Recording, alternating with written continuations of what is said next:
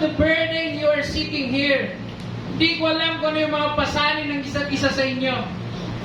Marahil bawat isa sa atin ay may mga kabigatan na pinapasan. But I believe the God of Nehemiah is also our God. Amen po? Ang Diyos ni Nehemiah ay Diyos din natin. He is going to shower His favor upon you. Do you believe in that? Amen. The Lord of Nehemiah is also our Lord. And He is going to shower His favor upon you. What was impossible for you in the last 14 years, whatever was difficult for you for the past 14 years, God will make it simple by opening His doors for you.